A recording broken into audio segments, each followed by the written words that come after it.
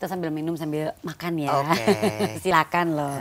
Ih, aku pengen tanya sama Mbak Ayu nih. Mbak, sebenarnya syarat-syarat untuk kita punya atau bikin asuransi itu susah nggak sih? Pasti gampang ya Bu, pengalamannya gampang kan. Kalau kita kenal petugas pemasarnya, agennya, tinggal ditelepon, pasti mereka akan bantu. Kalau kita nggak kenal, tinggal telepon asuransinya, nanti kita diminta untuk melengkapi surat permohonan asuransi. Bisa asuransi jiwa, bisa asuransi kesehatan. Setelah itu tinggal bayar premi, dilakukan seleksi risiko namanya. Underwriting nanti akan menilai ini bisa dipertanggungkan atau tidak risikonya. Kalau masih muda kan biasanya masih sehat, nah itu tidak terlalu bermasalah. Yang mesti cek dokter segala macam. Itu hanya untuk usia tertentu, Usia kemudian berapa itu kira-kira? masing-masing asuransi punya ketentuan beda-beda. Ada yang dari usia 30 tahun tapi uang pertanggungannya harus tinggi. Gitu. Oke.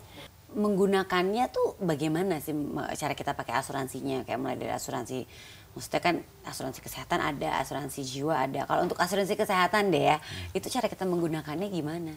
Jadi sekarang produk asuransi sudah macam-macam. Iya, ya, udah banyak ada yang banget reimbursement, jadi kita keluarin uang dulu, baru kita klaim ke ada asuransi. Ya Ada yang nggak usah pakai, Iya, bayar dulu Bu, langsung udah langsung dibayarin cashless, nanti. itu Ya, ada. ya. Tapi kalau untuk penyakit kritis, rata-rata memang dia harus submit dulu, harus melengkapi form-form, kemudian diajukan di asuransi.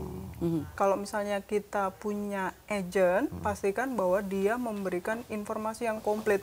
Oke. Tanya sebanyak mungkin, semakin banyak kita bertanya, semakin banyak kita paham. Ya, Kalau perlu, bawalah misalnya pasangan atau anak-anak kita. Ya kalau dia nggak pernah tahu, nggak pernah berdiskusi, jadi percuma kan. Kita udah nggak bisa memberikan informasi apapun. Gitu. Berapa persen sih Mbak Ayu yang bisa digunakan gitu untuk penyakit kritis ini? Sekarang penyakit kritis itu beda-beda juga. Ada yang didiagnosa sejak dini. Itu sebelum sampai kronis, semakin sebelum kritis itu sudah bisa keluar uang pertanggungannya. Jadi antara 50 sampai 150%. Kalau asuransi kesehatan tuh bisa mengcover berbagai penyakit ya? Maksudnya dalam artian kita nggak berbicara penyakit kronis atau penyakit kritis kayak misalnya masuk rumah sakit karena tipes atau mungkin karena kan demam berdarah. Sekarang ini kan banyak banget kan ya tipes dan demam berdarah. Bisa. Kalau kita punya penyakit yang sudah ada sebelum masuk asuransi, pastikan itu kita informasikan di dalam formulir ketika masuk asuransi. Jangan sampai nanti diketahuinya ketika klaim.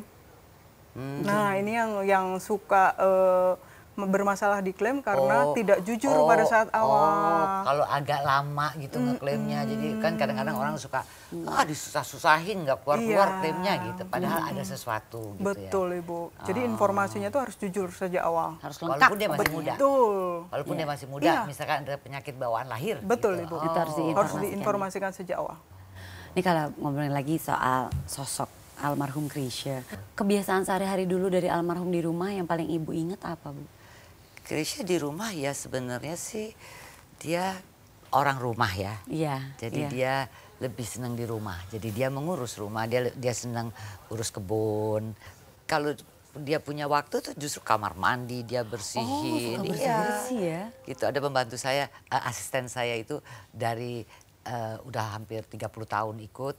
Dia justru dia benar-benar waktu itu dari kampung gitu. Tapi dia belajar bagaimana bersihin kloset dan segala macam itu justru dari bapak dia bilang gitu ya. Oke.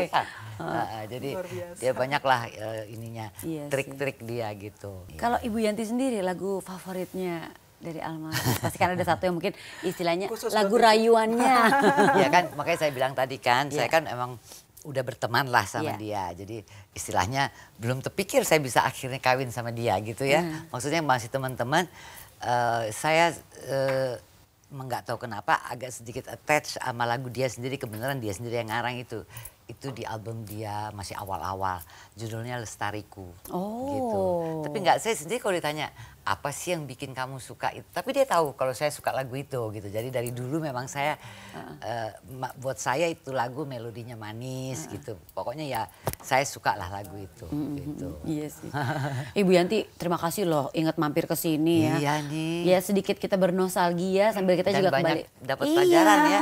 Sambil kita juga kembali diingatkan bahwa pentingnya kita memiliki asuransi, ya kan? Penting sekali untuk kita memiliki asuransi sedini mungkin. Terutama orang-orang muda. Iya, ya Mbak Ayu ya. Dan kita juga tahu bahwa kapos gitu ya. Benar, itu ini harus benar. Jadi kesadaran yang penting ya. Untuk namanya membantu kita proteksi juga. Kan? Sedia payung sebelum hujan. Betul. Asuransi itu betul ya. Betul. Itu proteksi. Iya, Proteksi. ya, untuk proteksi, memproteksi kita, memproteksi juga orang-orang yang kita sayangi. Iya, ketika terjadi risiko jangan sampai gaya hidup kita berubah. Nah, itu dia. Kan istilahnya itu bentuknya seperti kayak menabung ya. Iya, betul. Tapi betul. juga memproteksi kan. Betul, itu yang paling penting ya. Ngomong-ngomong kok dari tadi nggak ada yang minum, nggak ada yang Oh, makan, iya. silahkan loh. Oke, thank you Angie. Kita cicipin bikinan Angie. Iya, aku lagi iseng-iseng suka bikin kue gitu kan. rajin sekali. Kalau rasanya agak-agak aneh, mohon maaf ya.